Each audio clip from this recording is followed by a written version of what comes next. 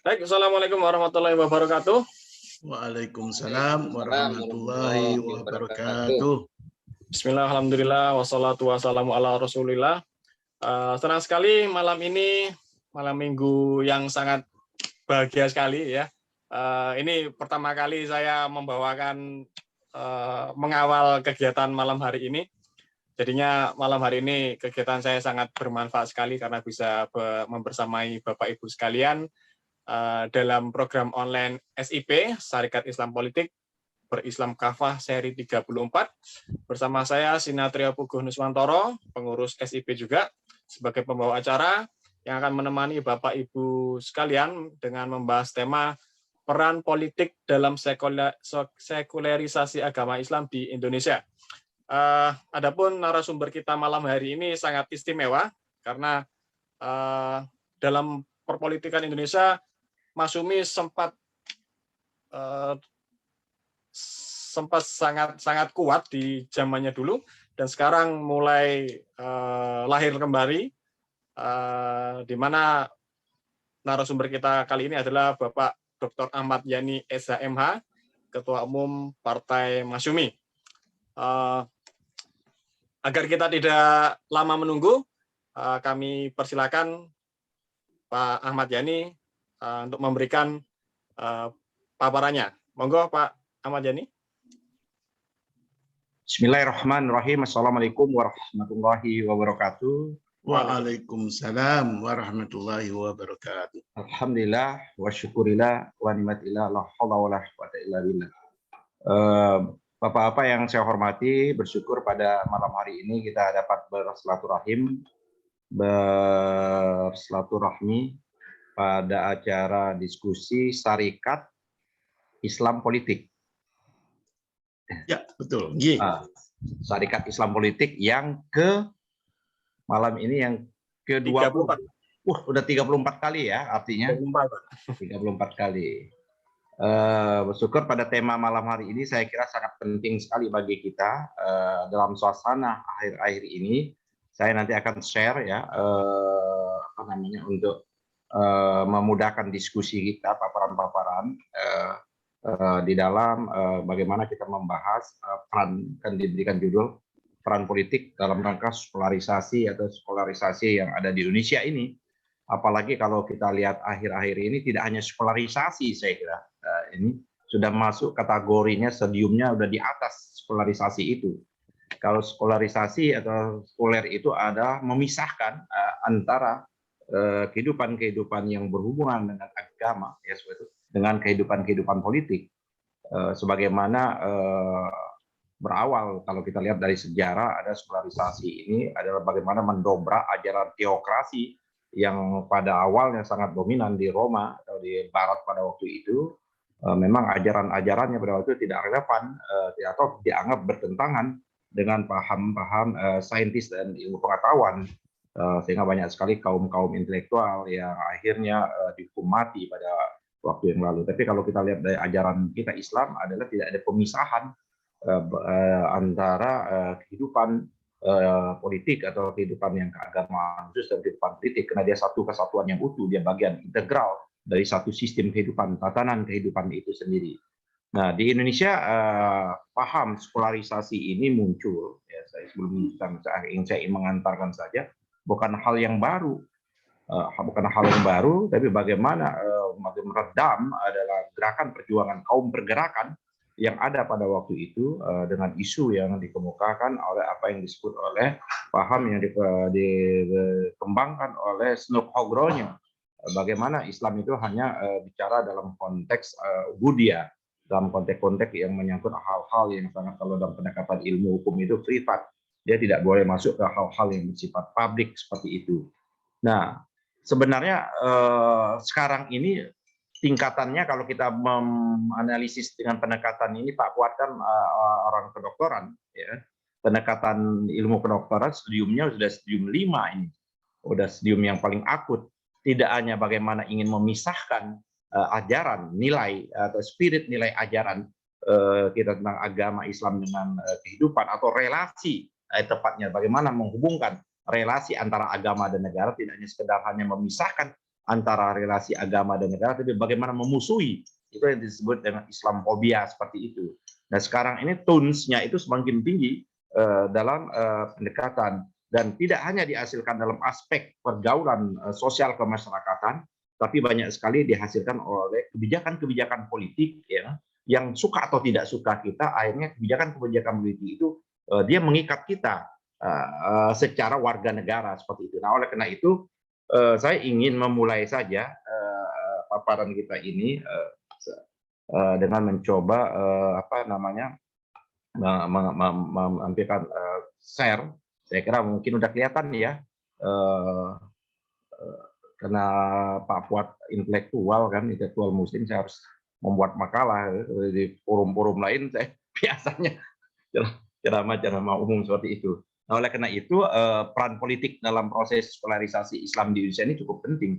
Bahkan beberapa waktu yang lalu yang lebih tidak berkala bahayanya itu bagaimana radikal skolarisasi dan bentuk radikal skoler itu menjadi menguat betul apa yang dikemukakan oleh Pak Hasyim Muzadi pada waktu dia menjadi ketua PBNU pada waktu itu. Bahaya radikal itu tidak hanya dikategorikan radikal dalam pendekatan seolah-olah kita memahami agama yang dianggap pemahaman agama itu yang puritan dan sebagainya, tapi paham yang radikal yang lebih bahaya itu sekuler radikal itu yang sekarang ini masuk ke renung-renung kehidupan kita.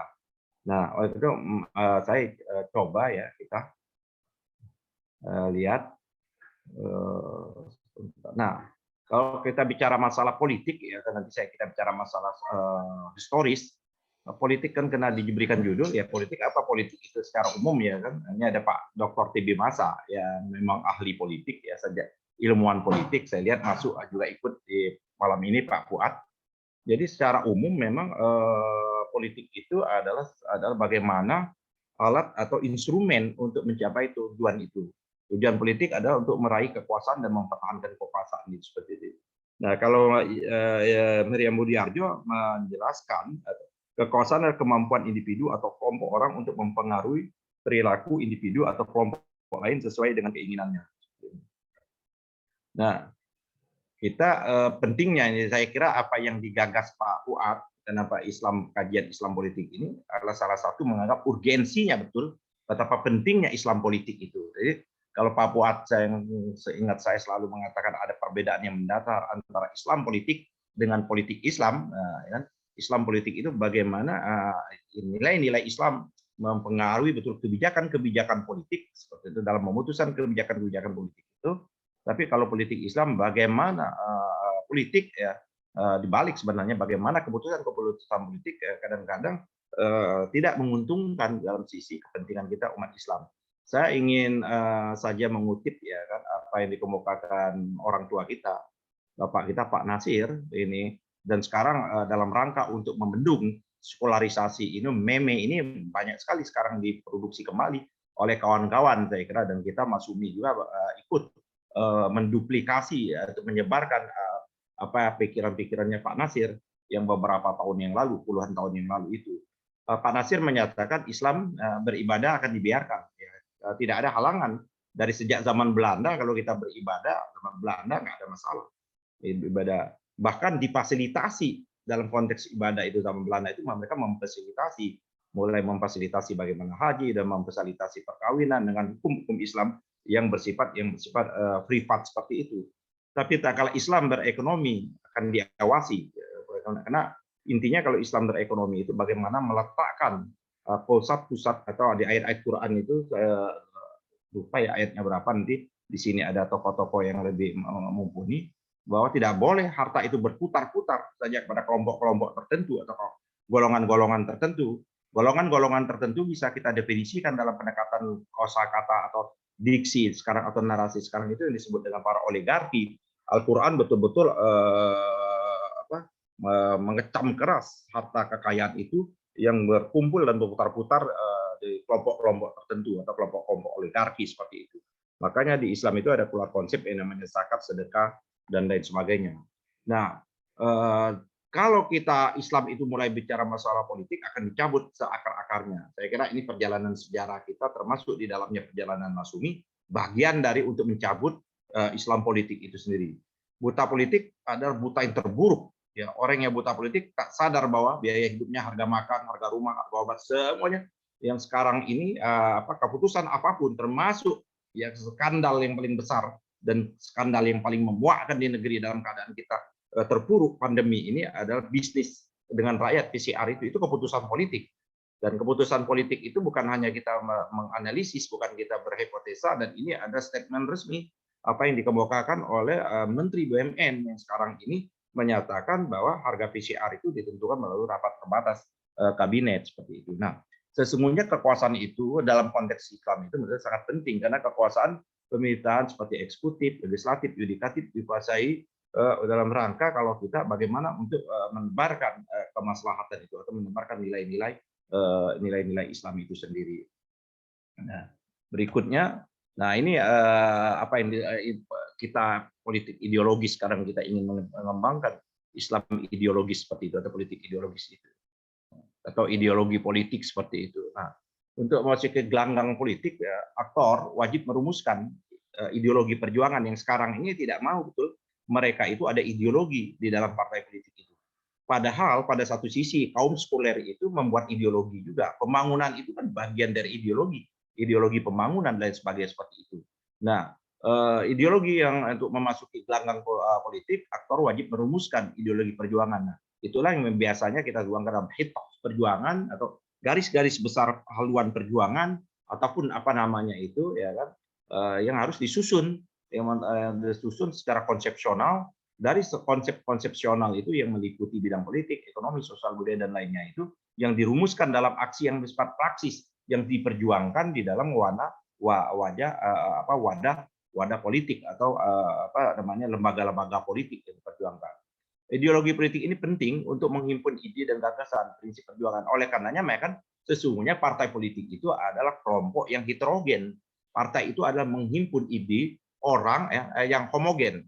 Bukan heterogen, mengumpulkan ide dan gagasan agar memperjuangkan ide dan gagasannya melalui jalur-jalur demokrasi yang ada yang sekarang ini. Karena pilarnya suka atau tidak suka kita masuk di dalam konsep yang apa yang disebut sekarang ini ada jalur demokrasi itu. Dan lebih lagi adalah dalam konstitusi kita menyatakan bahwa satu-satunya pilar kekuasaan dalam rangka untuk mengisi kekuasaan politik yang sangat penting di Republik ini, pintunya yang satu, nggak ada pintu lain, pintu politik, dan pintunya melalui partai politik seperti itu. Nah, ideologi itu maka konsep cita-cita perjuangan politik dapat tercapai termasuk untuk menghadapi infiltrasi budaya dan ideologi lain yang masuk dalam ruang-ruang kebudayaan kita yang seperti sekarang ini yang terjadi itu. Nah, kita mau lihat sejarah ini. Jadi saya ingin saja sesungguhnya di Indonesia ini dari sejak awal. Karena Indonesia ini bukan negara yang kosong, bukan kesatuan entitas yang kosong. Indonesia ini terdiri sebelum merdeka itu paling tidak ada 24-25 kesultanan kerajaan yang besar, tapi kalau ditambah dengan kerajaan kesultanan yang kecil itu lebih kurang 77.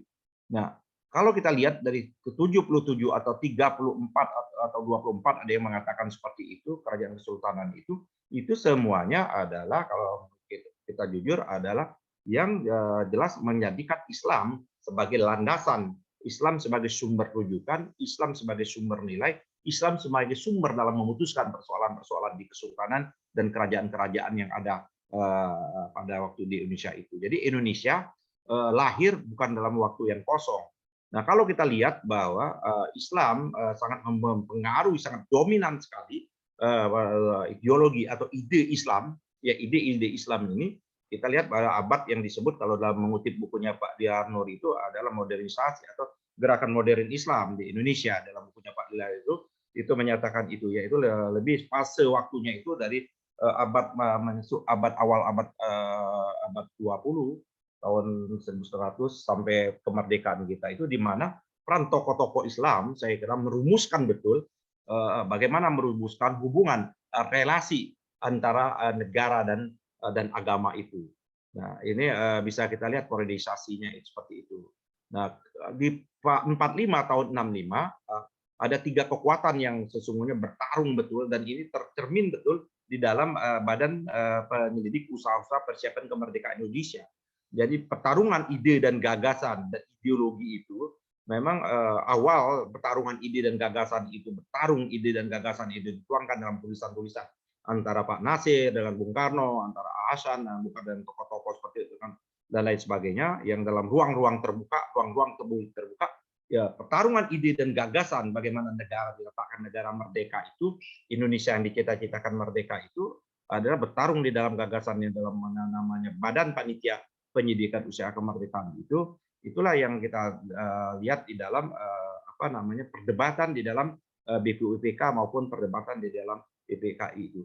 Artinya kalau kita lihat dalam lataran sejarah pada waktu itu ada 3 kekuatan, ya kan, ada Islam, nasionalisme, dan komunisme. Sebenarnya ada lagi satu yang Sultan Tahrir, Sultan Takdir Ali Sabana, itu adalah mereka yang ingin betul paham-paham yang disebut dengan universal humanisme pada waktu itu, kalau kita lihat dalam perdebatan-perdebatannya itu.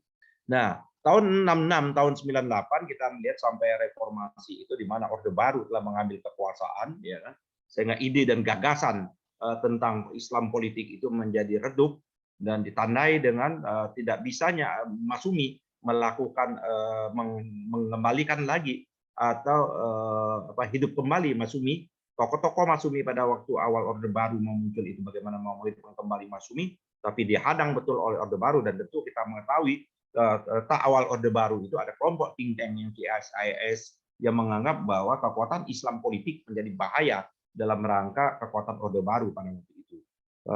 Kita lihat Orde Baru itu memulai memimpin itu mulai dari tahun 65, baru pemilu yang akan diadakan mereka melakukan konsolidasi politik yang lama 5 tahun.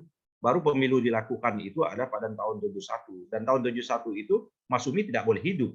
Karena kita sama tahu nama Masyumi tidak boleh hidup, dan tokoh Masyumi yang paling moderat pun sendiri Pak Muhammad Rum, kalau kita melihat kategorisasi, Pak Muhammad Rum itu adalah tokoh Masyumi yang paling moderat dianggap. Dan itu pun tidak boleh memimpin namanya Parmusi, hasil muktamar di Malang, seperti itu. Maka muncul Parmusi pada waktu itu, tokoh yang akhirnya juga dibajak juga di tengah jalan melalui gerakan yang namanya gerakan politik atau gerakan operasi politik melalui operasi intelijen yang dilakukan oleh Ali Mustofa, sehingga Parmusi pada waktu itu juga dibajak sedemikian rupa. Muncul tokoh yang di luar mazhab maupun nazab politiknya Masyumi, seperti itu.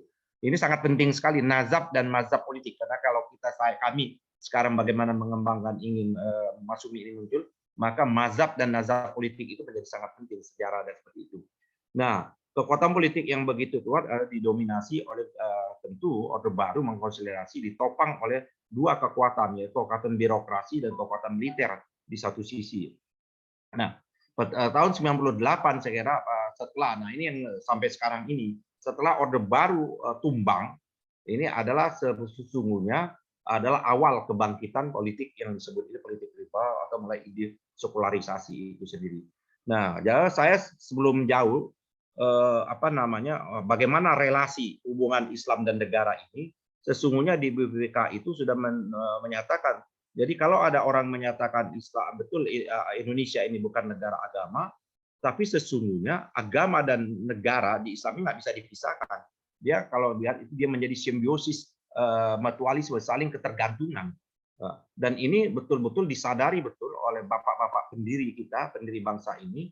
Maka apa yang tercantum di dalam mukaddimah atau di dalam pembukaan Undang-Undang Dasar itu adalah menggabungkan betul ke usaha-usaha juang yang begitu lama, puluhan tahun bahkan ratusan tahun, ya kan, untuk dalam rangka mengusir penjajahan seperti itu dengan usaha-usaha itu, tapi adalah menggabungkan betul dengan pertolongan dari Allah itu sendiri. Itu terlihat di dalam alinea ketiga.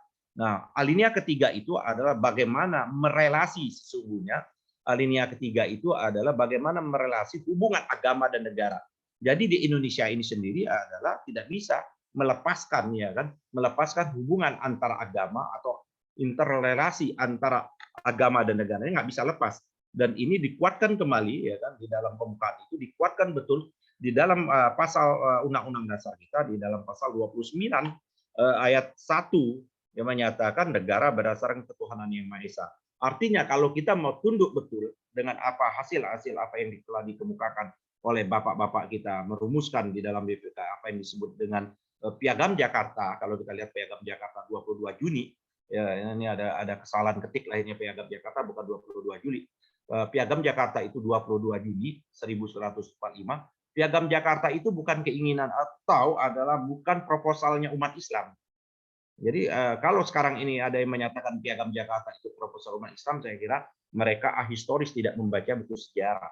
Proposal Islam pada waktu itu ingin menjadikan dasar negara itu adalah Islam. Dan kita lihat perdebatan-perdebatan kenapa mau menjadikan Islam dasar negara pada waktu perdebatan di BPPKI itu dengan argumentasi yang cukup panjang. Baik argumen historis maupun argumen astrologis maupun argumen yuridis maupun pendekatan yang namanya kalau bisa pendekatan keagamaan luar biasa disampaikan oleh bapak-bapak kita. Nah, tapi memang banyak buku sejarah menutup peran-peran sejarah itu sendiri. Jadi seolah-olah BPPKI itu hanya berpidato itu Bung Karno. Padahal yang berpidato itu dari 76 orang anggota BPPKI itu separuh lebih yang mengeluarkan gagasan-gagasan dan pikiran-pikirannya bagaimana Indonesia negara Indonesia yang akan merdeka tersebut. Nah, perdebatan antara relasi agama dan negara itu mulai diperdebatkan betul sampailah titik komprominya. Itulah yang disebut titik komprominya itu di dalam yang kita samakan pembukaan Undang-Undang Dasar kita atau disebut dengan Piagam Jakarta. Kalau kita mengatakan Piagam Jakarta, artinya kita membicarakan pembukaan Undang-Undang Dasar yang ada sekarang ini minus 7 kata. Piagam Jakarta itu, sekali lagi saya ingin mengatakan bahwa Piagam Jakarta itu bukan proposal umat Islam, bukan proposal dari golongan Islam, dan juga bukan proposal dari golongan nasionalis atau seperti itu. Tapi itu adalah titik temu, adalah titik kompromi. Itulah mulai kesepakatan. Kalau dengan pendekatan teorinya Rousseau adalah kesepakatan sosial atau itulah kontrak sosial kita pertama berbangsa. Karena kita belum bernegara, karena kita baru bernegara itu pada tanggal 17 Agustus, baru kita punya konstitusi pada tanggal 18 Agustus. Tapi kontrak kita sebagai bangsa yang ingin merdeka, kontrak kita sebagai anak bangsa itulah yang disebut dengan Piagam Jakarta. Kalau Pak Nasir menyatakan itu kalimat usawa, kalau Muhammadiyah menyatakan Darus Syahada, negara kesaksian dan lain sebagainya, dan itu adalah milik bersama, bukan miliknya Islam. Justru adalah ketua dari Piagam Jakarta itu adalah Bung Karno sendiri. Jadi kalau sekarang ini kawan-kawan PDIP agak alergi dengan Piagam Jakarta, dia menjadi ahistoris betul, menjadi ahistoris. Justru bapak ideologi mereka yang selalu PDIP menyatakan selalu menyebutkan bapak ideologis mereka itu Bung Karno. Justru Bung Karno lah bapak Piagam Jakarta atau ketua Piagam Jakarta. Jadi kalau kawan-kawan PDIP sekarang menghalang betul apa yang disebut atau malah menyatakan Piagam Jakarta itu ada bagian yang sejarah yang kurang seperti itu, berarti dia mengkritik juga perannya Bung Karno. Nah, dalam melihat relasi hubungan agama dan negara ini kan tiga ya, penyatuan agama dan negara. Penyatuan agama dan negara itu sebenarnya sudah menjadi yang saya kemukakan, dia sudah menjadi fakta yang tidak mungkin bisa dihindari. Given. Jadi pengatuan agama dan negara, relasi agama dan negara di Indonesia ini hal yang given, bukan hal yang ini. Itu sebuah fakta realitas sosial yang ada. Kenapa dia mengatakan kenapa harus kita nyatakan fakta realitas sosial yang ada? Karena akar sosial bangsa Indonesia ya seperti itu. Bahkan dalam sumber hukum di Indonesia ini sumber hukum itu 3. 1 hukum perdata barat atau Eropa kontinental, yang kedua hukum Islam menjadi sumber hukum itu, yang ketiga hukum adat. Ya, hukum adat ini juga adalah kepentingan Belanda pada waktu itu bagaimana mempromosikan hukum-hukum adat itu ya, seolah-olah sebagian hukum adat itu bertentangan dengan hukum Islam. Bahkan Prof. Azairin menyatakan kalau ada hukum adat yang bertentangan dengan hukum Islam, dia sesungguhnya bukan hukum adat seperti itu. Ini membantah teorinya Terhar, membantah teori-teori yang lain yang menyatakan adalah teori resepsi, teori resepsi. Jadi hukum agama itu baru bisa diterima kalau setelah diterima hukum adat. Nah, Pak Zairin dengan kawan-kawan membuat teori yang disebut kontrariu resepsi seperti itu. Tidak benar. Justru hukum-hukum agama itulah yang terrefleksi dalam hukum-hukum adat seperti itu. Sebagaimana dikemukakan di Tanah Minang, ya kan, adat berseni syara berseni kitabullah. Nah, yang kedua adalah persinggungan agama dan negara. Agama dengan hubungan yang simbiosis mutualisme, di mana agama dan negara saling membutuhkan satu sama lain. Nah, memang kita negara Indonesia ini tidak menyatakan secara definitif bahwa negara kita negara agama seperti itu. Tapi paling tidak menurut pandangan saya ada di Indonesia ini adalah ada hubungan persinggungan, ada titik temu, ada irisan yang sama, ada lintas yang sama antara persinggungan agama dan negara. Jadi agama dan negara memiliki hubungan simbiosis mutualisme di mana agama dan negara saling membutuhkan. Termasuk juga sekarang ini, walaupun kita mengetahui bahwa tujuannya didirikan oleh MUI pada waktu itu, ya kan MUI itu didirikan tahun 75 dengan ketua yang pertama itu Buya Hamka, walaupun itu ada bagaimana apa namanya mesin politik Orde Baru pada waktu itu dalam rangkanya, tapi ini menjadi fakta historis bahwa yang mendirikan MUI itu bukan ormas-ormas Islam. Yang mendirikan MUI itu adalah negara pada waktu itu yang diimplementasikan yang melalui tangannya pemerintahan Orde Baru yang pada waktu itu untuk mendirikan. Oleh karena itu memang sesungguhnya kedudukan MUI itu tidak hanya sebagai ormas. Oleh karena itu keanggotaan MUI kalau kita lihat sekarang, keanggotaan MUI itu bukan keanggotaan personal, dia adalah delegasi dari ormas-ormas Islam.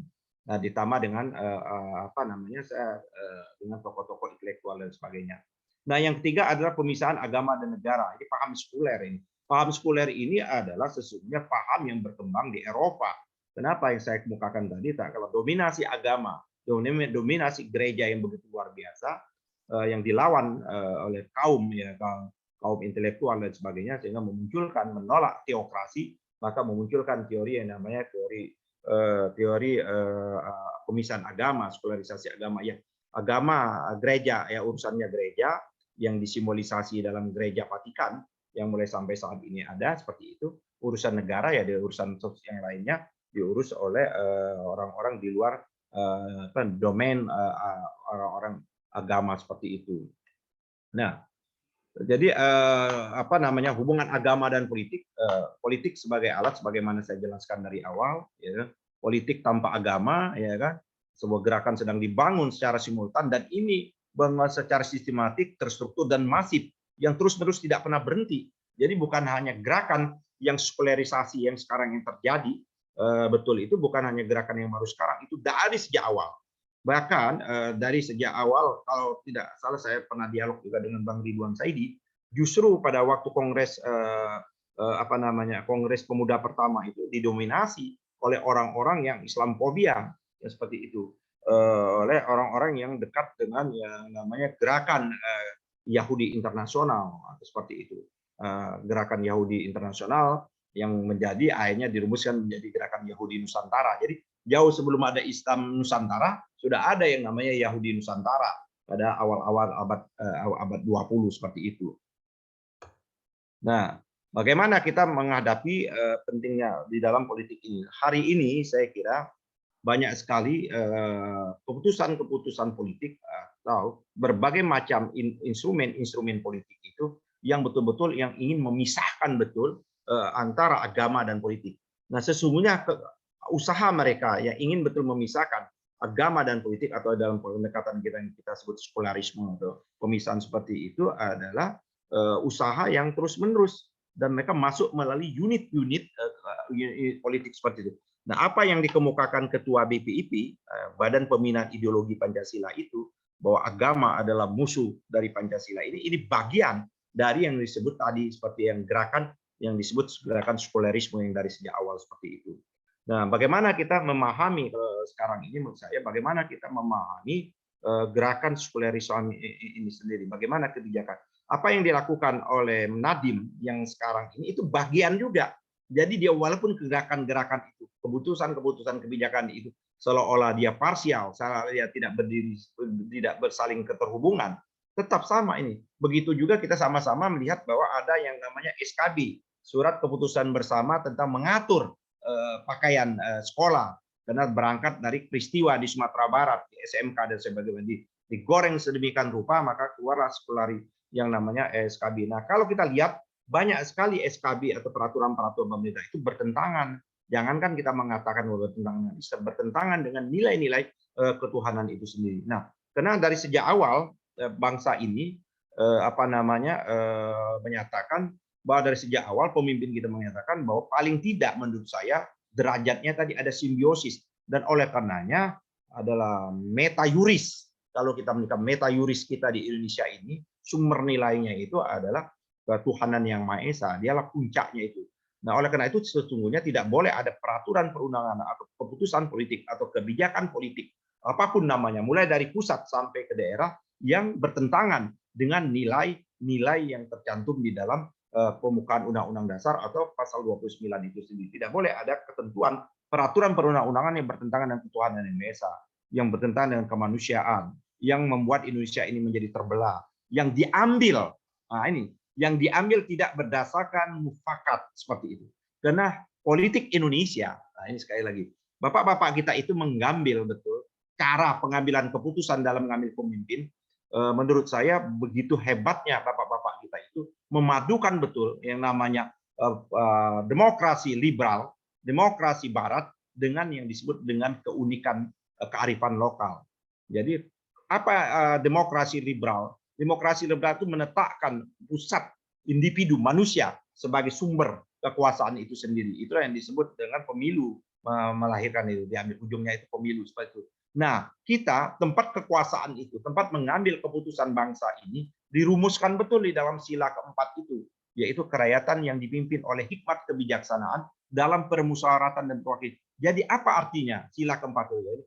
Kerakyatan yang dipimpin oleh hikmat, di situ ada hikmat dan kebijaksanaan. Hikmat dan kebijaksanaan yang mana yang dimaksudkan? Kalau kita mau lihat rujuk lagi, hikmat dan kebijaksanaan itu adalah ada semangat di dalam alinea ketiga. Jadi dorong ke keinginan luhur, yaitu atas berkat rahmat Allah itu, dan dorong oleh keinginan. Jadi hikmat dan kebijaksanaan dalam memutuskan semua persoalan bangsa dan negara ini, dia tidak bisa lepas dari yang disebut dengan yang namanya tadi kalau kita menetap pendekatan yang namanya nilai-nilai yang tercantum di dalam Pancasila itu sendiri. Nah, sekulerisme ini adalah menurut saya ini paling berbahaya sekali. Apalagi dengan sekarang ini mencoba untuk betul tidak hanya dalam pendekatan, tidak hanya dalam media sosial, media publik atau perdebatan publik, tapi dia masuk ke dalam keputusan-keputusan politik yang strategis seperti itu. Bagaimana memisahkan betul peran tadi simbiosis mutualisme antara agama dan negara itu. Kita banyak sekali kita melihat bahwa berbagai macam keputusan Menteri Pidanka sekarang ini itu menurut saya mungkin tidak hanya sekularisme, mungkin sudah jauh di atasnya seperti itu, sudah menjadikan agnotisme, ya kan, negara tanpa agama seperti itu, atau negara pengaruh agama tidak ada sama sekali seperti itu.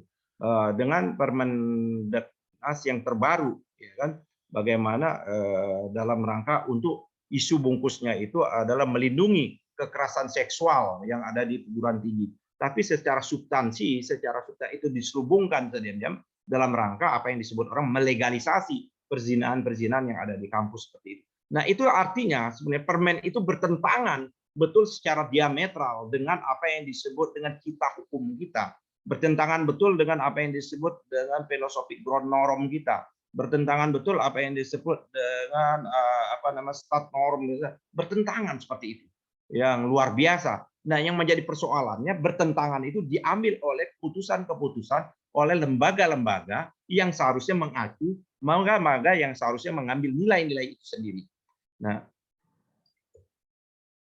Nah, kita lihat bahwa sekarang ini menurut saya paham, ya kan, ini paham definisi ya liberal, politik tanpa moral, penistaan agama yang sekarang terjadi, kriminalisasi ulama, terorisme sekarang menjadi wacana, dan yang belum juga yang belum juga dicabut secara jelas adalah RUU HIP, haluan ideologi Pancasila. Sesungguhnya RUU HIP ini adalah makar terhadap Pancasila, karena di dalam ideologi Pancasila ini adalah jelas-jelas ingin menyanti ke Pancasila, tidak hanya menjadi Trisila, menjadi Ekasila, menjadi gotong royong yang berkebudayaan seperti Tuhan yang berkebudayaan dan lain sebagainya itu. Dan itu memang idenya Bung Karno. Ide Bung Karno belum pada waktu 22 Juni. Jadi mereka mengambil ide Bung Karno sebelum Bung Karno masuk menjadi ketua Panitia 9. Jadi ide Bung Karno awal mereka coba adoptasi, mereka ketua perjuangan. Karena setelah itu pada waktu Bung Karno menjadi ketua panitia 9 atau ketua PPK itu bahwa ide-ide itu sudah ditinggal oleh Bung Karno. Tidak lagi Bung Karno mempertahankan itu. Justru Bung Karno mempertahankan Piagam Jakarta itu luar biasa pada waktu perdebatan setelah tanggal 22 Juni reses masuk tanggal Juli bahwa Latu hari-hari menggugat kembali Piagam Jakarta yang 7 anak kalimat tersebut.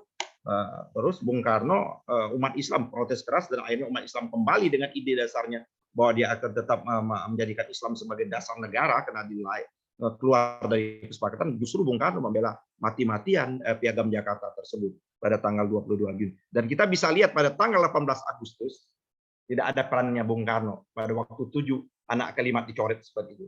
Maka peran itu adalah perannya Bung Hatta pada waktu itu. Yang tampil bagaimana katanya golongan Indonesia Timur itu tidak ingin tidak ingin bergabung di Indonesia kalau masih ada 7 anak kalimat. Yang kalau dalam literatur sejarah banyak sekali bukunya Endang Saifuddin Ansari dan buku-buku yang lain menyatakan agak diragukan ya kan pandangan dan pendapat orang Indonesia Timur seperti itu. Nah, oleh karena itu saya ingin kita mengantarkan diskusi kita. Saya ingin menceritakan pengalaman praktis saya di DPR. Ini saya menyampaikan bagaimana masuk ke relung-relung politik ini dalam sangka sekularisasi dalam undang-undang itu memang mereka konsisten betul. Dan kadang-kadang yang sangat menyedihkan itu adalah faksi-faksi kalau kita menyatakan faksi atau kelompok-kelompok Islam atau partai-partai Islam kadang-kadang tidak menyadari juga ya, seperti itu. Dia bisa menghadang, dia bisa hadang, kalaupun tidak bisa menghadang, dia bisa mendiamkan, ya kan?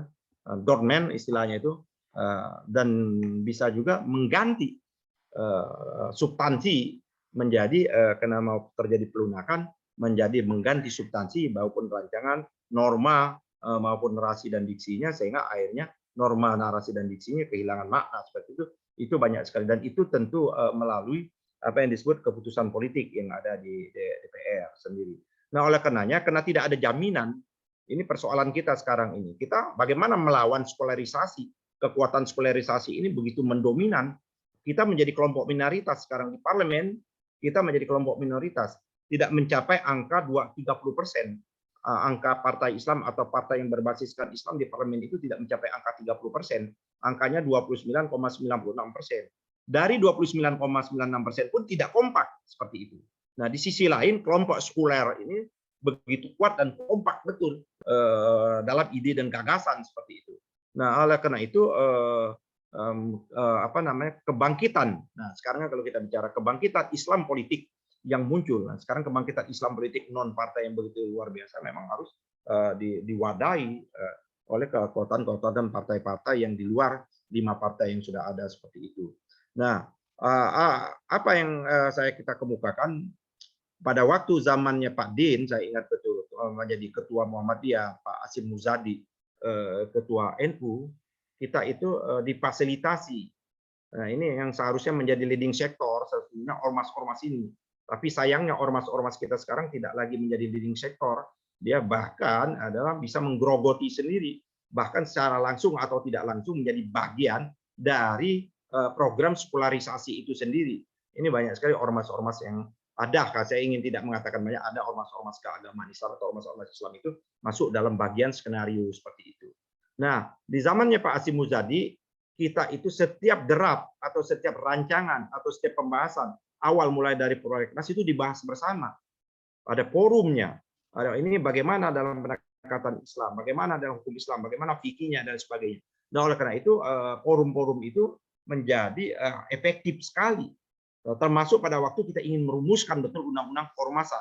Sebagaimana sehingga undang-undang keormasan yang kita rumuskan pada waktu itu tidak bisa memubarkan ormas-ormas Islam itu dengan serta-merta. Tidak bisa, dia harus dijelaskan, harus dibatuk betul, harus ada bukti yang nyata, putusan pengadilan bahwa betul-betul dia wajib atau bisa dilakukan pembubaran melalui ketentuan-ketentuan putusan politik. Tapi itu kan diperpukan oleh Presiden Jokowi yang akhirnya dengan perpu itulah mencabut badan hukumnya HTI, ya kan, mencabut badan hukumnya HTI dan berikutnya adalah tidak memperpanjang izin keberadaannya FPI. Nah, kalau sekarang ada isu pembubaran MUI, saya kira isu ini adalah bukan main-main. Walaupun ada sebagian menyatakan itu ilusi, tidak mungkin, tapi itu bukan isu main-main. Itu bisa menjadi ada suatu kenyataan. Bisa nanti suatu saat menjadi kenyataan. Kenapa? Karena MUI sekarang ada bagian dari ormas itu sendiri. Karena ormas berdasarkan ketentuan undang-undang ormas yaitu Perpu yang itu, maka ormas bisa dibubarkan oleh pemerintah. Oleh karena itu, menurut saya kekuatan kita dalam rangka menghalangi yang namanya skolarisasi, ya kan, pemisahan betul, ini yang harus kita lawan seperti itu. Nah, oleh itu satu-satunya untuk cara melawan kita harus kita lawan pula dengan kegiatan yang bersifat ideologi. Karena mereka itu adalah ideologi. Kenapa Islam ideologi tidak boleh? Kenapa liberal ideologi boleh? Karena liberal itu adalah paham ideologi. Komunisme adalah paham ideologi dan lain sebagainya. Nah, kenapa ideologi lain boleh? Ya, kenapa Islam tidak boleh? Padahal yang punya titik singgung atau relasi yang sangat ketat itu antara agama dan negara, kalau kita lihat antara agama dan negara itu adalah Islam sesungguhnya secara kronologisnya itu, secara historisnya itu hanya Islam, karena adalah perpaduan bagaimana titik kompromi antara Islam menjadikan dasar negara dengan paham kebangsaan. Itulah yang kita sebutkan di dalam yang namanya Pancasila, yang disebut dengan ketuhanan yang Maha Esa seperti itu. Nah, tapi sekarang ini baik kita umat Islam sendiri yang tidak paham sejarah historis, tidak paham apa itu Islam politik, tidak paham apa itu Islam ideologi dan lain sebagainya, sehingga kita masuk dalam perangkap yang namanya sekularisasi dengan bahasa yang cukup moderat. Sebagaimana isu tentang yang disebut ada modernisasi agama, ya agama Islam tidak boleh menjadi agama populis dan lain sebagainya. Term-term itu sesungguhnya term-term Barat terhadap ideologi Barat yang tidak bisa dicangkokkan mendekati dengan term atau nilai-nilai Islam. Berbeda sekali seperti itu. Nah, tapi karena kita tidak menyadari, termasuk tidak memahami term Barat seperti itu, sehingga kita kunyah saja seperti itu. Apa yang ingin dikembangkan oleh Kementerian Agama sekarang ini dengan modernisasi agama, kita juga paham apa yang dimaksud dengan modernisasi agama. Justru itu apa yang dimaksudkan dengan apakah modernisasi agama akan mendiskualifikasi atau mendowngrade agama itu sendiri, karena agama Islam, ya agama Islam, nilai-nilai Islam itu adalah nilai-nilai juga mengandung nilai-nilai yang bersifat yang namanya toleran dalam hal-hal tertentu seperti itu. Nah, ini tapi paham bagaimana yang disebut dengan yang namanya sekularisasi dalam kebijakan dan lain sebagainya dengan tema-tema yang dianggap seolah-olah indah dan bagus dengan menggunakan pendekatan teori-teori Barat, itu menjadi persoalan kita hari ini. Jadi kata kuncinya Pak Fuad, saya ingin antarkan saja pada diskusi kita malam ini bahwa kita sudah di ujung. Kalau kita ini kita tidak ada lagi pilihannya pada sekarang ini, kita bangkit ya atau kita punah sama sekali, atau yang disebut dengan maka sekularisasi itu akan menguasai Indonesia, atau paham sekuler atau paham liberal itu dia akan menguasai Indonesia, walaupun secara norma dia ada di undang-undang dasar kita paham sekuler dan paham-paham anti agama itu tidak dibenarkan di Indonesia. Secara norma dia melekat, tapi pada praktek dan kenyataannya bisa menjadi kenyataan. Banyak pelajaran sejarah Spanyol itu 700 tahun, 800 tahun lebih berkuasa, akhirnya kan hilang dan lain sebagainya seperti itu. Nah, oleh karena itu kita yang sekarang ini ya kan bergabung, yang ingin mendefinisikan diri kita atau ingin mengidentifikasi diri kita adalah tidak ingin memisahkan antara agama dan negara, atau mengatakan hubungan antara relasi dan agama ada bagian yang satu, ya saya kira itu tugas kita berat. Itu di harus di sisi lain adalah spirit ajaran Islam itu tidak hanya itu, bahwa Islam itu kalau dalam politik adalah bagaimana menegakkan nilai-nilai amanah. Itulah prinsip dasar Islam, itu adalah amanah. Kita bisa melihat fakta realitas hari ini politik kita tidak amanah seperti itu. Dalam bidang ekonomi, ya kan, di dalam bidang hukum adalah keadilan. Bagaimana menegakkan keadilan itu? Nah, di dalam bidang ekonomi bagaimana meletakkan kesejahteraan menjadi pusat. Nah, pertanyaan kita ini, apakah? Nah, ini perlu saya ada kawan-kawan yang ahli fikih ya. Mari kita mendiskusikan lebih mendalam. Apakah ya kan keputusan-keputusan dalam pengertian sumber daya alam penguasaan sumber daya alam yang dieksploitasi sedemikian rupa, ya kan, yang tidak lagi mencerminkan nilai-nilai yang ada dimaksud dengan Pancasila, apakah dia bisa kita kategorikan termasuk sekularisasi? Karena tidak boleh. Penguasaan alam juga tidak boleh dia berdiri sendiri. Penguasaan alam itu harus digunakan sebagaimana pasal 33. Pasal 33 itu manifestasi, sudah banyak sekali ayat-ayat Quran menyatakan bahwa kekayaan itu tadi saya kemukakan, ya, tidak boleh berputar, bahwa kekayaan itu hanya diberikan, ya kan, kepada hak-hak yang melekat, dikelola dengan cukup baik. Oleh karena untuk menegakkan itu perlu instrumen. Nah, saya mengatakan bahwa setiap keputusan atau setiap undang-undang yang meletakkan, meninggalkan nilai-nilai ketuhanan di dalam keputusan undang-undang itu ada bagian dari sekularisasi. Jadi sekularisasi ini tidak hanya semata-mata kalau kita bicara Islam dalam pengertian sempit, tapi Islam dalam pengertian yang luas, Islam yang dalam pengertian luas dalam sosial ekonomi tadi, kala ada undang-undang, ada keputusan atau blid pemerintah kebijakan, ternyata undang-undang dan blid itu bertentangan dengan nilai-nilai yang paling mendasar, menurut saya itu sekularisasi yang lain tadi. Yang harus kita lawan, itulah yang menurut Pak Hashim Muzadi disebut dengan radikalisasi sekularisasi atau radikal, paham radikal, sekuler yang radikal seperti itu.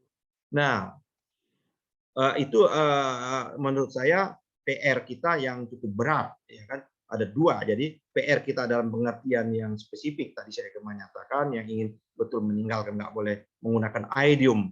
Ya, bahkan ada sekarang ini menyatakan Islam tidak boleh dong politik identitas. Pertanyaannya adalah apakah ada orang tidak berpolitik dengan identitas? Tidak ada. Semuanya menunjukkan identitas. Tapi kenapa kosakata atau diksi identitas itu hanya ditempelkan politik identitas dengan kita Islam sendiri? Ini bagian dari gerakan yang secara terselubung, secara nyata, terstruktur, sistematis ingin mendiskreditkan, ingin memisahkan betul. Seolah-olah kita tidak boleh memilih itu dengan identitas kita sendiri. Nah, itulah sekarang diisukan, ya kan? Ini tokoh ini adalah tokoh yang menggunakan politik identitas. Justru tanpa politik identitas Indonesia ini tidak pernah merdeka. Justru tanpa politik identitas maka PKI akan berkuasa. Kekuasaan. Bahkan mungkin udah negara ini menjadi negara dengan politik identitas itulah, ya kan? Maka membebaskan betul kita dari bangsa penjajah pada waktu itu dan membebaskan kita dari paham itu politik identitas. Karena teriakan Allahu Akbar itu adalah identitas, simbol, ya kan? Nah, tapi kita tidak ingin berhenti juga di simbol, ya kan? Karena Islam itu antara simbol dan substansi dia menyatu. Bagaikan kita sholat. Sholat itu kan menyatu gerakan yang simbolik dengan substansi dan seperti itu. Nah, saya ingin mengakhiri saja pada kali ini PR kita cukup besar, ya kan? Dan sekarang ini derajatnya saya tidak mengatakan bahwa kita, tapi sudah masuk ke dalam kategori Islamfobia, bukan hanya sekularisasi. Jadi semuanya dianggap menjadi ancaman. Isu kawan-kawan kita ditangkap yang 3 hari yang lalu, saya kira bagian dari hal yang seperti itu. Tapi kita biarkan saja nanti, biarlah pengadilan yang memeriksa dan memutuskan seperti itu. Di Amerika, satu orang yang ditangkap dituduh teroris, padahal ternyata tidak, negara itu mengganti. Luar biasa, dia mengganti dan mengajukan permohonan maaf. Tapi sampai saat ini negara belum ada permohonan maaf atas meninggalnya yang diduga teroris, ternyata bukan teroris, Suyono, dan masih banyak lagi kasus-kasus yang lain seperti itu. Saya kira itu yang ingin saya sampaikan, Pak Fuad. Terima kasih. Bila taufiq wal hidayah. Assalamualaikum warahmatullahi wabarakatuh. Waalaikumsalam. Baik, terima kasih Pak Yani atas paparannya. Luar biasa sekali ini PR kita bersama-sama ya. Tadi udah disinggung umat Islam saat ini nggak ada kompak-kompaknya. Meskipun banyak partai-partai politik Islam, cuman masih belum ada kontribusi yang besar di Republik. Baik, kita buka sesi tanya jawab. Mungkin dari Bapak Ibu sekalian ada yang mau ditanyakan ke Pak Yani mengenai tema kita malam hari ini.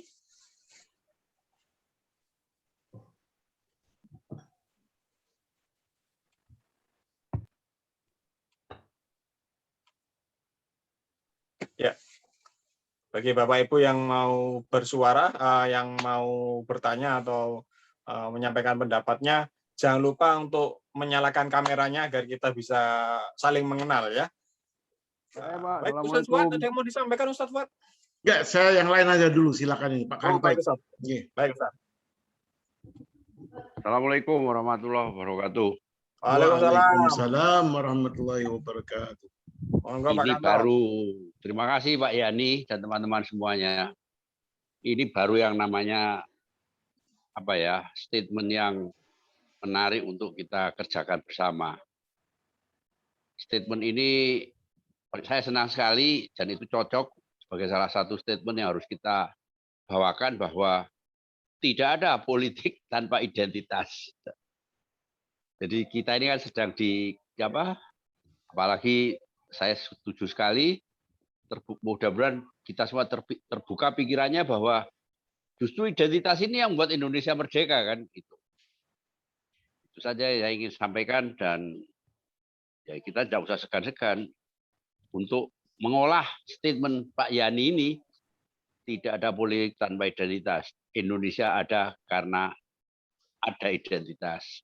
Terima kasih. Wassalamualaikum warahmatullahi wabarakatuh. Waalaikumsalam warahmatullahi wabarakatuh. Ya,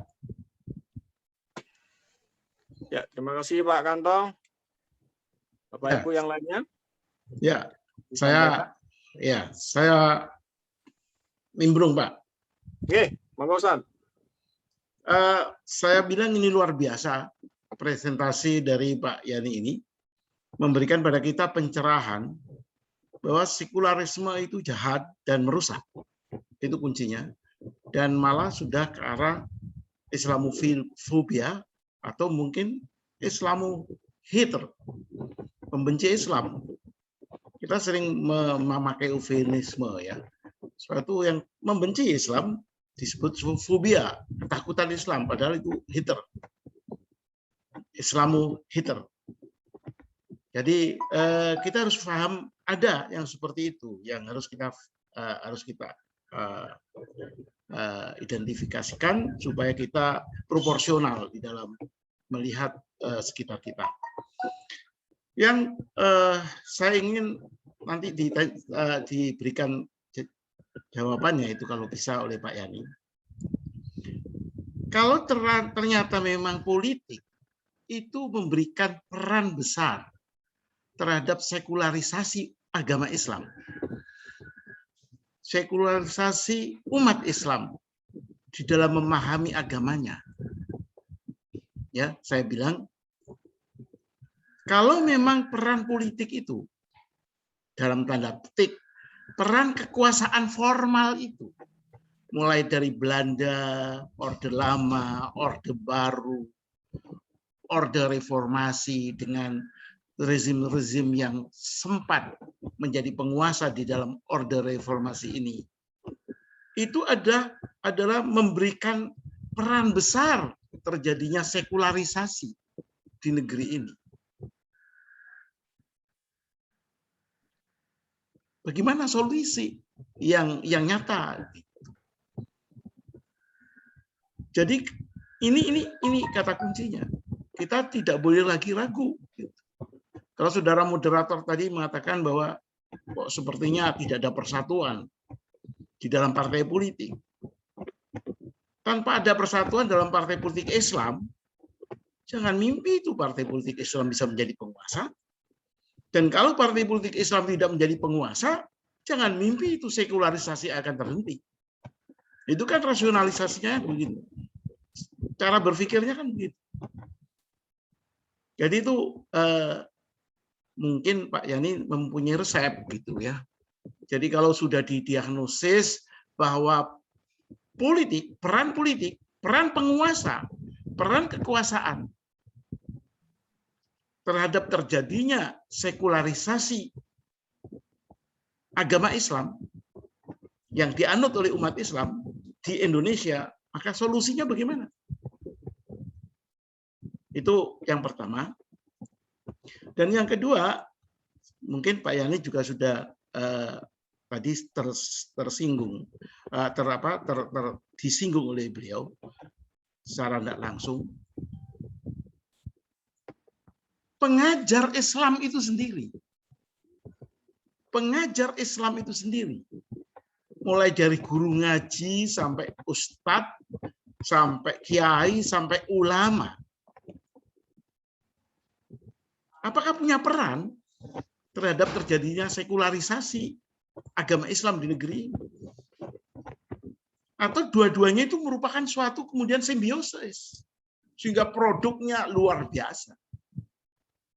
Penguasanya melakukan sekularisasi, guru ngajinya, ustadznya, kiainya, ulamanya mengajarkan Islam tanpa tuntunan Islam politik, hanya ritual dan amal sosial, maka klop. Terjadilah simbiosis, mutualisme dari penguasa dan guru Islam, ustadz agama Islam. Sehingga habislah.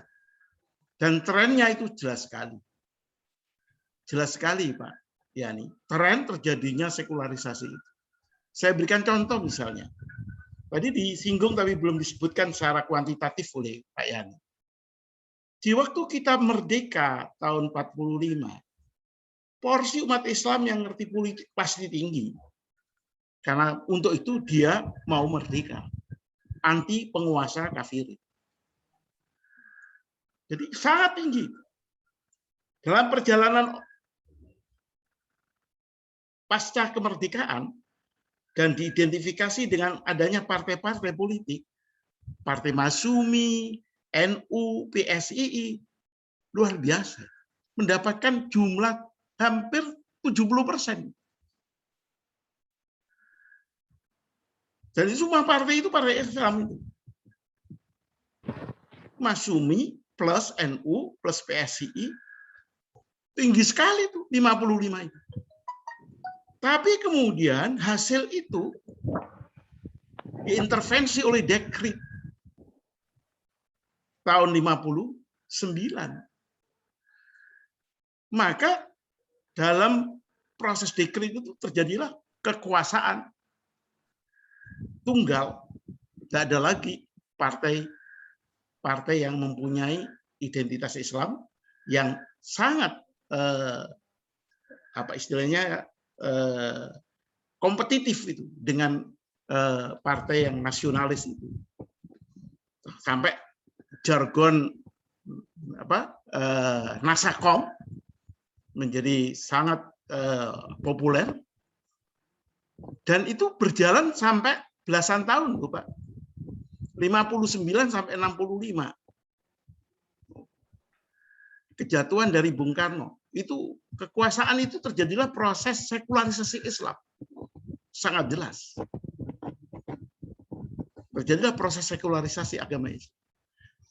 Setelah itu masuklah kepada Orde Baru dengan kekuasaan militer yang terjadi tadi disampaikan oleh Pak Yani.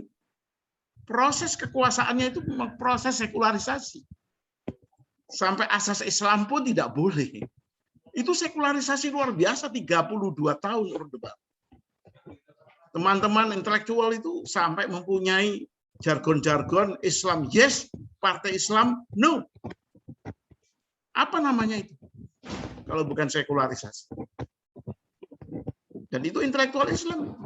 Karena tekanan dari kekuasaan. Orde Reformasi masuk pada kondisi umat Islam sudah tersekularisasi. Jangan lupa, reformasi masuk pada kondisi umat Islam sudah sangat tersekularisasi. Disitulah kemudian persaingan menjadi tidak lagi seimbang. Jadi kita melihat itu dari rezim ke rezim di dalam orde reformasi, kita bisa melihat rezim mana yang sangat agresif untuk melakukan sekularisasi di Indonesia. Saya kira itu catatan saya, Pak. Jadi ada dua pertanyaan. Solusi, karena ternyata memang kekuasaan mempunyai peran besar terhadap sekularisasi agama Islam. Dan yang kedua, bagaimana Pak Yani, ya, peran daripada guru Islam sendiri terhadap terjadinya sekularisasi di tengah umat Islam. Terima kasih. Assalamualaikum. Waalaikumsalam. Saudara moderator, tolong sangat ini ada pertanyaan ini, Pak. Pak, ini Khotimul Umam. Jawa Tengah nih. Assalamualaikum, Bang Yani, Yo, waalaikumsalam. Pak TB dan Pak Prof. Fuad Amsari. Monggo Pak Uti Alhamdulillah. Belumam, ya, Ini. silakan. Sejak 2000, tahun 2000, jadi ini menjawab dari apa yang disampaikan oleh Pak Fuad Amsari. Kami di Solo ini terus-terusan menyampaikan dakwah kepemimpinan. Karena memang sangat penting ini untuk kemaslahatan bersama di negeri kita ini memang dakwah kepemimpinan ini memang betul-betul harus disampaikan bahwa kita ini sesungguhnya umat ini umat yang memimpin, umat yang mengatur, bukan umat yang dipimpin dan bukan umat yang diatur. Maka menanggapi dari Pak Fuad tadi, ya bagaimana kita menyelesaikan sekularisasi di peran politik itu, ya caranya ya kita harus berkuasa. Caranya harus kita berkuasa. Nah, kekuasaan dan sekarang ini yang menjadi tantangan bagi kita umat ini adalah karena memang dari tahun 45 itu narasi semisal yang Pak Fuad Amsari sampaikan tadi, Islam yes, politik no, kayak begitu. Nah, itu dari dulu memang begitu. Dari tahun 45 ada satu catatan kecil dari beberapa buku yang pernah kami baca itu, ya politik itu kotor, Islam itu suci. Nah, itu sudah muncul dari tahun 45 sejak kemerdekaan itu. Ya akhirnya yang terjadi, sejarah pun kita bisa membaca santri-santri yang dulu berjuang kemerdekaan itu ternyata ya pulanglah, baliklah ke barak masing-masing, ke pesantren. Sehingga yang timbul kemudian ya negara ini diatur oleh orang-orang yang mereka tidak terdidik secara baik di Islamnya. Itu yang menjadi masalah sejak 45 sampai sekarang itu umat Islam itu memang ya alergi untuk memegang amanah itu. Padahal amanah itu kalau tidak diminta, kalau diberikan ya harus diterima. Ya mudah-mudahan Bang Yani ini orang yang tidak meminta, tapi diberi amanah dan mudah-mudahan beliau juga bisa memimpin walaupun tantangannya sekarang ini memang luar biasa. Tapi keyakinan bahwa ke depan ini memang kita yang mayoritas ini harus memimpin. Nah, dan itulah kemarin saya sampaikan di beberapa grup WA itu, apakah masih ada pemimpin yang amanah? Masih. Apakah masih ada? Masih. Selama Al-Quran itu dibacakan, selama Al-Quran itu kemudian dipelajari, terus kemudian selama hadis-hadis itu dibacakan, dipelajari, disampaikan, kemudian praktek-praktek dari orang-orang solih pendiri bangsa ini juga disampaikan.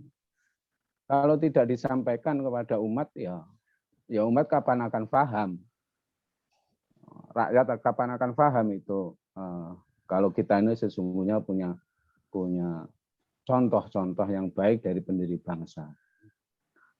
Jadi kesadaran akan dari kaum santri ini untuk berpolitik ini memang harus ditumbuhkan. Dan sebagai jawaban dari pertanyaan Pak Fuad tadi, kami secara pribadi memang dari tahun 2000 itu memang sudah memulai untuk ayo kita dakwah kepemimpinan, karena negeri kita ini sesungguhnya yang memimpin itu ya kita umat Islam. Yang mengatur itu ya kita umat Islam. Kita ini bukan umat yang diatur, kita ini bukan umat yang dipimpin, tetapi umat yang memimpin dan yang mengatur. Tentu ini harus dikerjakan bersama-sama. Dan alhamdulillah ini ada muncul kembali Mas Umi yang kemarin di Jawa Tengah juga ada daurah. Nah, mudah-mudahan ke depan ini memang harus dikembangkan terus kekiniannya dari Mas Umi ini, apa yang harus dijual untuk para milenial sekarang ini. itu mungkin yang bisa saya sampaikan sebagai sebuah tanggapan akan pentingnya kita untuk menghilangkan melawan jargon-jargon politik no Islam yes, kemudian jargon lagi narasi yang politik kotor Islam suci, nah kayak begitu memang harus dihilangkan dari tengah-tengah masyarakat kita, tengah-tengah umat kita. Demikian Pak Yani. Assalamualaikum warahmatullahi wabarakatuh. Waalaikumsalam. Ya, terima kasih Pak Khotibul Umam. Satu lagi Pak Yani, ini ada pertanyaan dari chat dari Bu Rita, di mana intinya bagaimana peran masyarakat biasa agar bisa meyakinkan koleganya mengenai pentingnya politik dalam Islam, karena tadi disinggung dari Bu Rita itu di grup-grup yang beliau ikuti, WA religi, kalau membahas politik itu banyak yang panas, jadi akhirnya harus keluar grup seperti itu. Nah, itu Pak Yani, pertanyaan yang ketiga, dan saya batasi 3 saja biar waktunya tidak terlalu malam, karena pastinya jawaban-jawaban ini waktunya pembahasannya agak panjang. Jadi saya persilakan untuk Pak Yani menjawab tanggapan maupun pertanyaan-pertanyaan dari para peserta. Monggo Pak Yani. Ya, terima kasih. Saya kira apa yang dikemukakan oleh Pak Fuad, saya ingin menyatakan betul bahwa kekhawatiran Belanda itu adalah munculnya Islam politik. Sehingga pada waktu itu Belanda begitu serius, bukan main-main itu, Belanda begitu serius mengirim yang namanya Stokkernya itu ke Mekah belajar bagaimana mencari titik kelemahannya itu. Karena kekhawatiran Belanda itu kalau Islam di Indonesia sudah masuk ke dalam Islam politik, maka pasti akan merdeka. Karena Islam politik itu ada melepaskan dari belenggu ketertindasan. Ya, konsep itu kan sama juga dengan konsep Nabi pada waktu melepaskan ketertindasan jahiliyah pada waktu itu. Dan tentu mereka sangat memahami.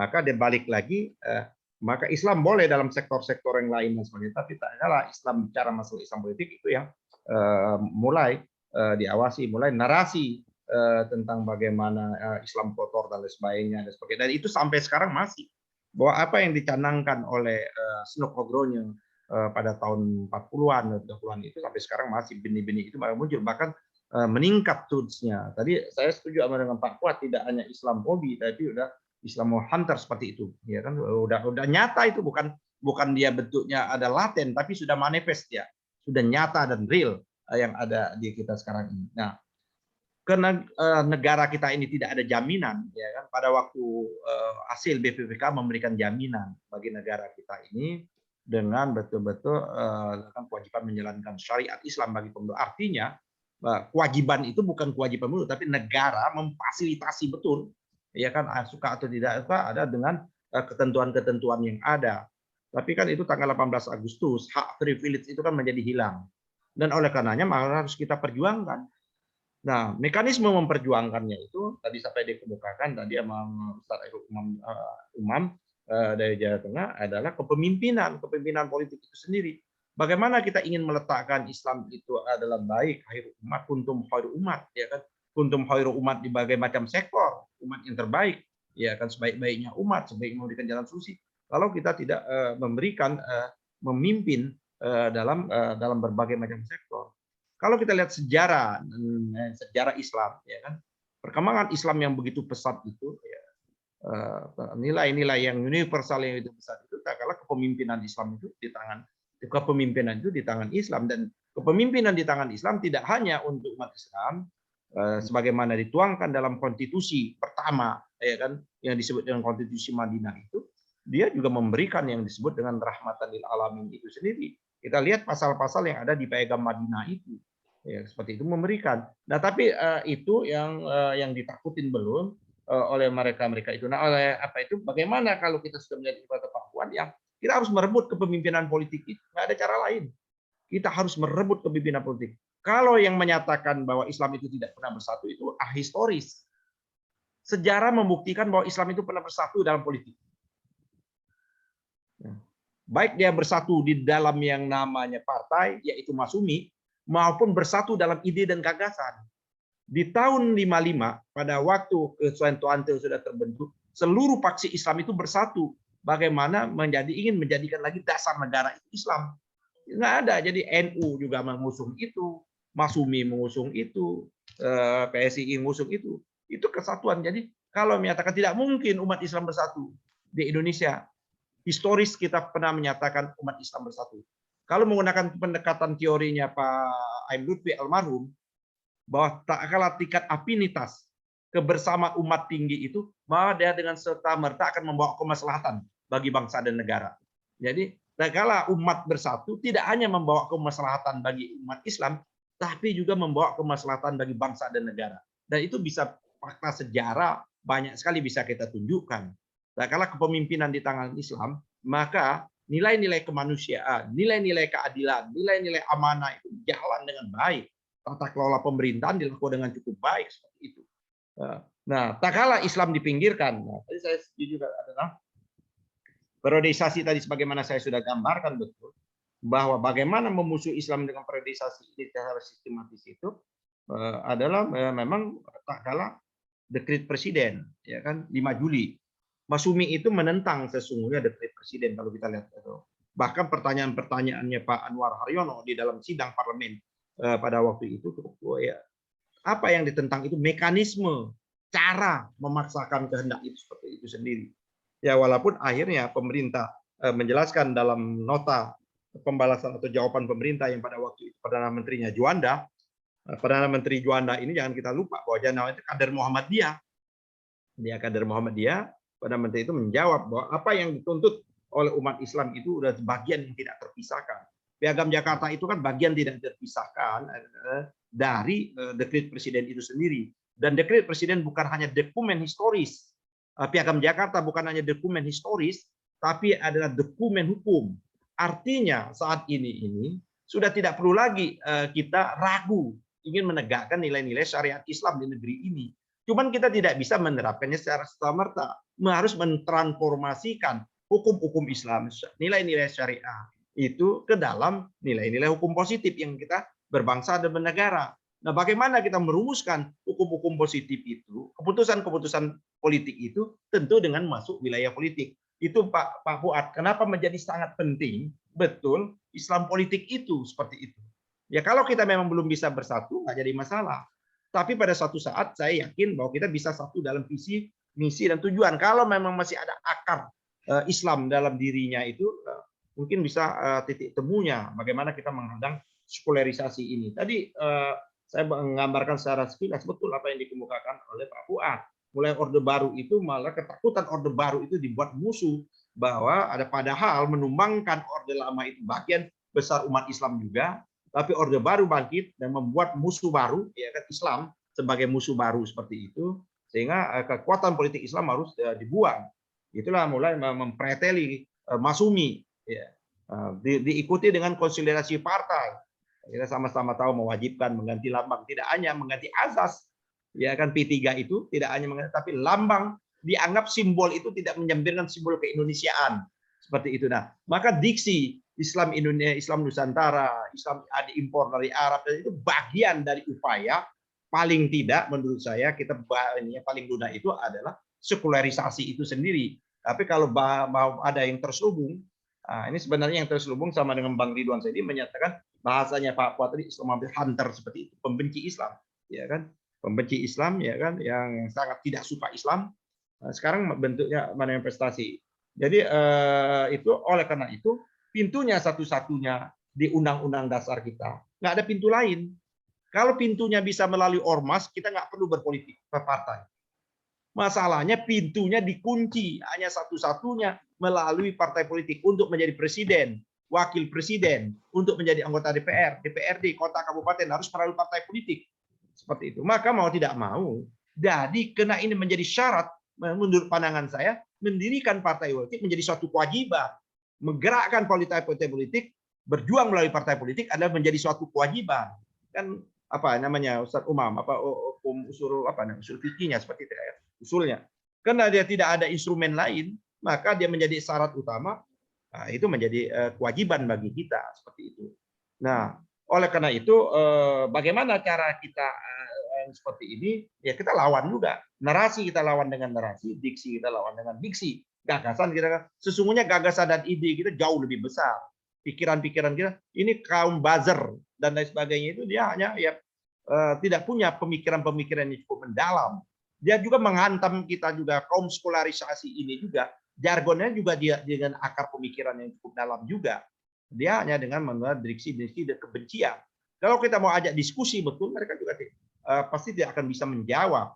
Tadi menyatakan bahwa tidak boleh membawa politik identitas dan lain sebagainya. Loh, mereka bawa politik identitas kok. Tidak boleh membawa dan lain sebagainya. Mereka bawa tiap hari, ya kan? Seperti itu. Mereka bawa tiap hari seperti itu. Kalau ada hari raya, mereka berpakaian muslimah, apa yang bukan menunjukkan identitas itu seperti itu. Dan lain sebagainya di baliho-baliho mereka. Nah, ini memang itu satu sisi pengaruh dari suprastruktur politik, Pak Fuad, saya setuju. Yang kedua, pengaruh dari yang namanya infrastruktur. Nah, ini menjadi persoalan kita. Ini yang tadi Pak Fuad, para pendai, para pendakwah kita ini masuk juga. Itulah yang menyatakan jangan membawa-bawa. Banyak sekali masjid-masjid yang anti pembelajaran kajian-kajian politik. Banyak sekarang ini. Justru tahun 55 itu memang kesadaran politik yang tinggi pada waktu itu masjid, dan saya yakin diwarnai dengan kajian-kajian. Coba kita bicara politik. Paling yang pertama kali menegur kita itu kadang-kadang masjid itu takmir masjidnya dulu yang ketakutan seperti itu. Kenapa dia sudah diantemi ketakutan? Karena narasi yang dibangun, jangan bawa Islam masjid bicara politik, nanti di situ bibit. Ini luar biasa ini. Masjid, madrasah, pesantren dijadi tempat ladang tumbuhnya terorisme. Nah, ini stempel baru lagi yang ditempelkan kepada kita seperti itu. Dan kita kalah dalam narasi itu. Kita tidak mampu melawan dengan narasi yang menyatakan bahwa tidak benar masjid, madrasah, pesantren mengajarkan terorisme. Ini fakta dan historisnya. Nah, pandangan narasi ini mereka kuasai melalui media-media mainstream. Kita bersyukur alhamdulillah dengan kemajuan teknologi sekarang ini, kita tidak mampu menembus media mainstream, tapi kita mampu menembus media-media sosial. Saya kira media-media sosial, para buzzer rupiah itu kalah argumentasinya dengan kawan-kawan yang lain yang sekarang cukup banyak. Cuman ini belum mengkonsolidasikan. Jadi Pak Fuad, termasuk juga pelajaran skolarisasi ini di dalam bidang pendidikan. Kan Pak Fuad kan dosen juga. Kita ini pendidikan kita ini kan sekular, pemisahan. Itu nyata betul pendidikan kita sekuler itu adalah wilayah yang namanya pendidikan keagamaan itu di bawah Kementerian Agama.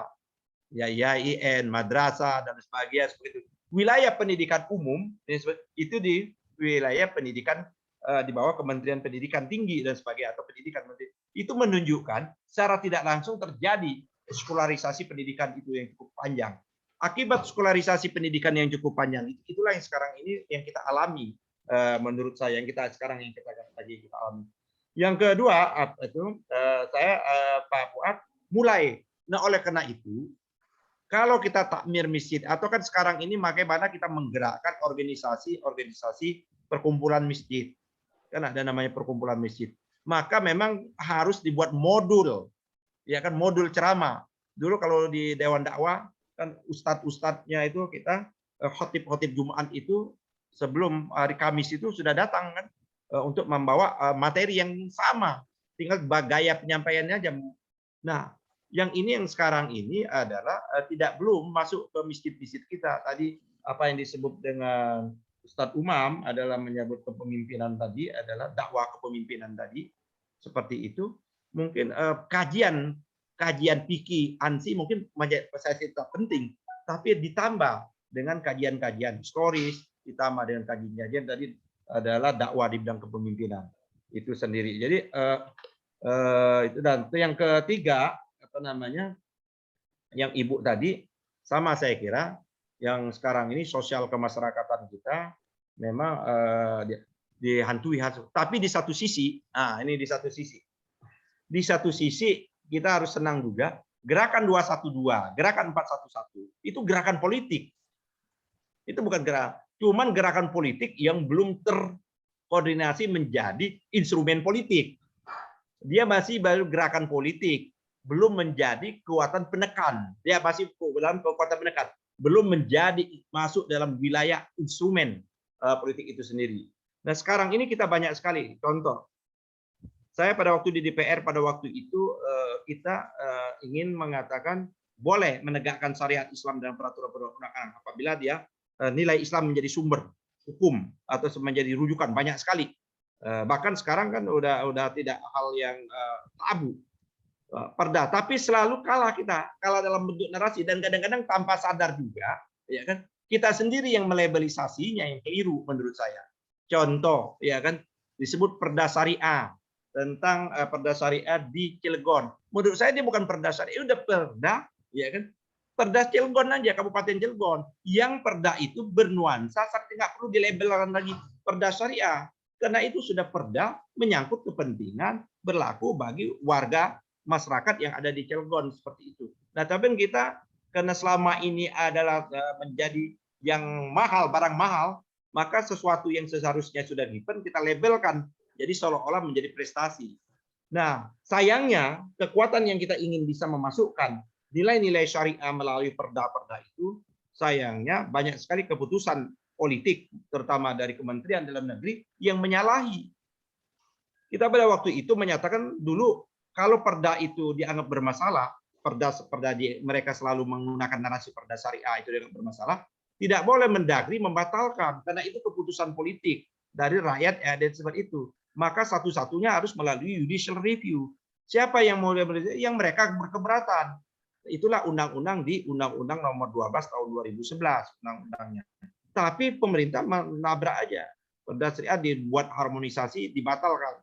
Nggak bisa, pemerintah tidak bisa membatalkan perda.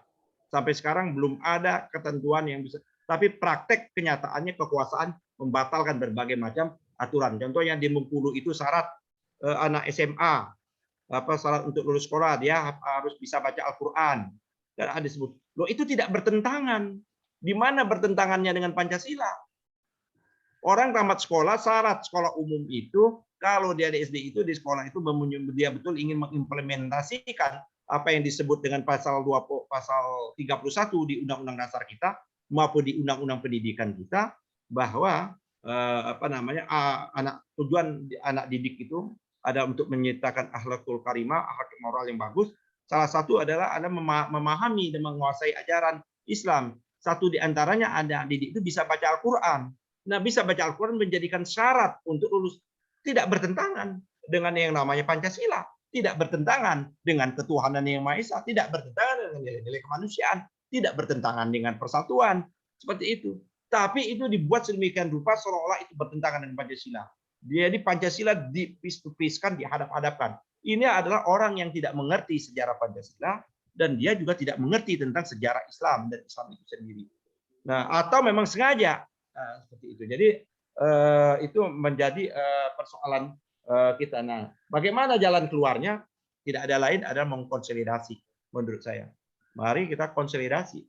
Mari kita dakwah apa yang dikemukakan oleh Ustadz Umam dari Jawa Tengah. Dakwahnya ditambah, bukan dikurangi. Dakwah variasi dakwah ditambah. Ada hal-hal yang menyangkut persoalan politik. Banyak sekali persoalan penguasaan sumber daya. Bagaimana mungkin di negeri yang berpancasila ini ada satu korporasi, ya kan, ada satu kelompok yang menguasai lahan lebih dari 5 juta hektar.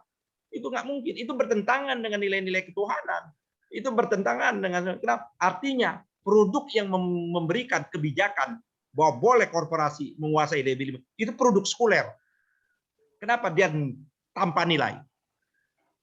Jadi kebijakan memberikan izin pengelolaan hutan atau lahan yang melebihi, yang menyampaui besar itu sehingga dia menguasai itu, saya ingin bahwa itu ada produk sekuler. Kenapa dia kena produk tanpa nilai? Jadi kita memahami sekularisasi tidak hanya spesifik tadi, memahami dalam spektrum yang lebih luar, termasuk penguasaan tambang dan lain sebagainya, termasuk kebijakan yang namanya adalah tes PCR. Menurut saya ada produk sekuler. Kenapa saya mengatakan produk sekuler? Karena dia anti ketidakadilan seperti itu, memisahkan betul. Karena meraup keuntungan. Jadi yang sebuah kebijakan, sebuah keputusan yang tanpa nilai, yang memisahkan nilai-nilai agama itu adalah kita mengatakan sekuler. Artinya itu ada produk sekuler. Jadi memang akhirnya lawan dari ketidakadilan sekali itu, jalan untuk melawan itu ada sekularisasi. Sekularisasi adalah lawan kita sesungguhnya. Liberalisasi adalah lawan kita. Bahkan tingkat yang paling tinggi tadi apa yang dikemukakan oleh Pak Fuad ada Islamophobia Hatter seperti itu sendiri. Nah, Bagaimana kita? Yang tidak ada lain konsolidasi, tidak ada lain, tidak lain kita di takmir masjid, kita menjadi pengurus masjid, majelis, kita harus menceramakan ustadz kita. Kelompok kita ada mempunyai kelompok-kelompok ya, persatuan takmir masjid. Materi-materi itulah yang harus kita ajarkan. Saya kira itu yang ingin saya sampaikan, moderator. Kita masih punya waktu, ya kan? Masih punya waktu yang cukup, ya kan? Dan banyak sekali anak-anak kita sekarang ini, ya kan? Bagaimana dia anak-anak milenial ini, ya kan? Yang harus kita dia menguasai pembacaannya bagus di media sosial, tapi masih terpisah ya. Dia masih dalam split sekularisasi itu sendiri. Dia tidak boleh bicara politik dan lain sebagainya. Jadi betul-betul masih tumbuh. Jadi tumbuhnya Islam kultural, maraknya masjid-masjid di mall, setiap waktu sholat, ya kan, bersamaan waktu sholat itu penuh masjid itu, bahkan berkali-kali kita untuk ketidaksehatan tempat begitu luar biasa. Orang mau umroh menunggu orang-orang haji itu, semangat yang disemukut oleh Pak Fuad tadi apa? Kalau kita ringkaskan kesalehan personal tadi, semangat kesalehan personal itu begitu marak, begitu tumbuh, tapi tidak berbarang dengan kesalehan-kesalehan sosial tadi seperti itu. Dalam rangka untuk menegakkan amar ma'ruf nahi mungkar. Seperti itu. Yang paling penting itu menegakkan amar ma'ruf nahi mungkar kondisi sekarang ini. Nah, oleh karena itu kita sebagai juru ya kan, kita ini kan juru dakwah, ya harus mengkampanyekan tanpa henti. Walaupun ini punya risiko karena mereka punya palu definisi. Kita tidak punya palu definisi. Nah, mudah-mudahan ini belum terjadi ya kan, walaupun undang-undangnya BPIP itu jadi. Nanti palu penentu itu orang yang Pancasila dan tidak Pancasila ada di Badan Pembinaan Ideologi Pancasila. Seperti itu. Nah, kita jadi malapetaka betul bahwa kita itu mereka menafsirkan Pancasila sesungguhnya berdasarkan penafsiran mereka. Padahal Pancasila adalah karya bapak-bapak kita seperti itu. Saya kira itu yang ingin saya tambahkan. Silakan kalau masih ada yang mau ditanyakan. Nah, terima kasih. Baik, terima kasih Pak Yani. Tadi Ustadz Fuad, bagaimana? Ada tambahan? Saya kira cukuplah, kita waktunya memang jam 9 sampai ini sudah lebih. Oh, sampai jam 9. Alhamdulillah. Ya, luar biasa. Ada Pak Fuad. Iya, siapa ya? Monggo silakan Bu kalau ada pertanyaan Pak Pugu. Iya, saya tadi kan ada bertanya gitu tentang maraknya webinar nasional literasi digital 2021. Nah, jadi saya melihatnya materinya itu terkait dengan undang-undang IT. Jadi semenjak maraknya webinar ini, kita semacam kayak ditakut-takutin gitu kan, takut kita dengan cyberpolice, sehingga orang jadi di WAG itu pada malas berbicara soal politik. Karena terbukti saya ketika bicara soal tentang teroris gitu kan, terus Facebook saya diblokir. Lalu ketika saya mengetik pun di WA itu udah kepayahan kita gitu. Jadi kan media memang mereka yang kuasai gitu kan. Nah, jadi apakah itu juga salah satu program mereka untuk topik yang Bapak bahas tadi gitu, dan kita bagaimana kita gitu peran kita gitu ya terkait dengan terkait dengan media lah Pak gitu, karena mereka juga nguasai media gitu. Demikian Pak ya. Ya, terima kasih Mbak siapa ya? Mbak Rita ya? Mbak Rita. Iya, Mbak Rita. Tapi memang Mbak Rita ini advis saya sebagai advokat. Ya kan saya banyak mendampingi ibu-ibu ya. Memang agak hati-hati aja di grup WA. Kadang-kadang ada pemancing gitu, ya kan. Hati-hati betul itu. Kita kalau lihat ada orang yang sangat revolusioner betul, nah kita lihat itu siapa sih sesungguhnya. Ya kan? Jangan-jangan memang sengaja dia lagi patroli di grup-grup WA itu sendiri. Nah, kita asik ya kan. Seperti itu bukan berarti bahwa kita takut, tapi memang narasi dan diksi kita yang paling penting itu argumentasi kita kuat dan punya data yang kuat seperti itu. Nah, jangan kita ikut menyebarkan, men-share yang kita nggak tahu asal usulnya itu. Nah, itu karena semangat kita jihad, semangat kita anti, ternyata mereka yang memproduk diksi dan narasi di WA itu sendiri. Saya kira ya kita agak hati-hati juga, tapi ya seperti itulah jawaban saya, Ibu Rita, Mbak Rita. Mbak Rita dari mana ya? Medan Pak, dari Medan. Jauh sekali ini lintas ya Pak Fuad ya. Loh, ini nasional dan internasional loh, Pak. Oh iya. Ada yang dari Hong Kong ini. Iya. Ini Pak, Untungnya dalam webinar ini kita tidak lagi lintas terbatas wilayah. Kita bisa kemana saja. Iya. Ya, Ada itu. kawan Jadi, kita, Chris dari New York, DC juga sering juga mengikuti kita. Nah, Kawan dia, dia Alhamdulillah. dari Luar Surabaya biasa. juga awalnya. Ada Chris namanya itu. Wah, banyak itu. Ada Pak ini nih, ada Pak TB Masa tadi. Mungkin Pak TB Masa ada cara. Ada. Mungkin beliau sudah baik, Pak. Saya kira waktunya sudah cukup ini, Pak. Ya, Pak makasih, Yani luar Pak. biasa. Nanti lain kali disambung lagi loh, Pak Yani, pada kesempatan yang lain. Ya, makasih. Salam Pak Umam. Baik, Bapak Ibu sekalian, waktulah yang harus memisahkan kita. Terima kasih atas paparan narasumber. Terima kasih pada Pak Ahmad Yani, Satwa, dan para peserta yang sudah memberikan pertanyaan dan memberikan tanggapan. Kita bertemu di sesi berikutnya di tema Berislam Kafah seri ke-35 dengan judul yang lain. Terima kasih atas perhatiannya. Kurang lebihnya saya ucapkan